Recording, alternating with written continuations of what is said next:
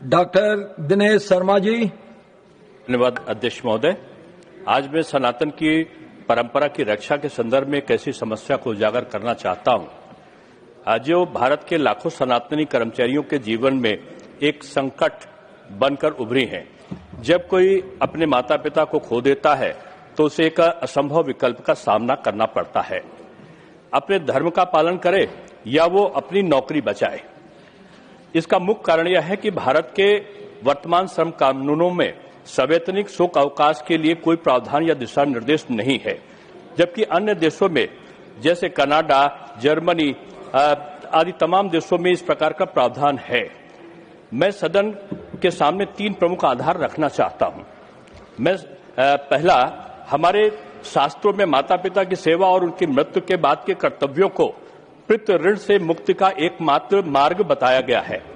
भारतवर्ष ज्ञान परंपरा के 7 धर्मनिष्ठपूर्ण समाज के रूप में जाना जाता है। ऋग्वेद अग्नि को जात वेदस के रूप में संबोधित करता है, जो मृतक के सूक्ष्म शरीर को पितरों तक पहुंचाने के लिए उसे संस्कारित करती है। गरुड़ पुराण के अनुसार मृत्यु के बाद प्रथम 10 दिन प्रेतत्व की अवस्था और 13वें दिन की 13वीं और शुद्ध हवन के बाद ही परिवार पुनः समाज में लौटने के योग्य होता है। गरुड़ अर्थवेद के 18वें कांड में मृत्यु के बाद के अनुष्ठानों का विस्तृत विवरण दिया है, जिससे स्पष्ट है कि पुत्र को माता पिता का अंतिम संस्कार करना अनिवार्य है।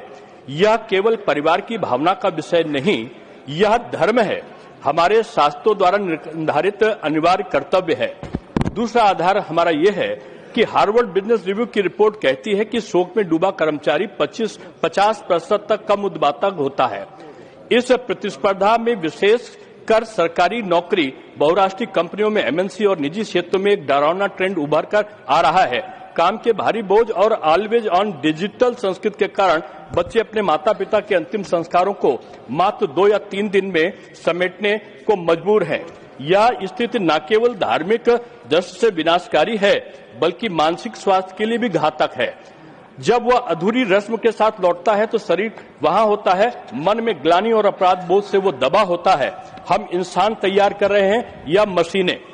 मान्यवर, हमारा इस संदर्भ में कहना है कि हमारी जो परंपराओं को अगली पीढ़ी को हस्तांतरण का बीड़ा भी घर के वरिष्ठ सदस्य के ऊपर होता है। जो आचरण वो करेंगे वही भी अगली पीढ़ी सीखेगी।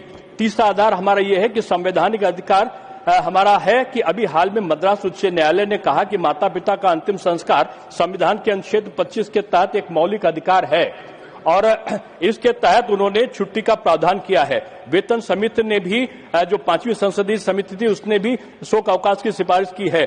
मैं भारत सरकार के जो एमएनसी निजी क्षेत्र में अंतिम संस्कार करने वाले कर्मचारी को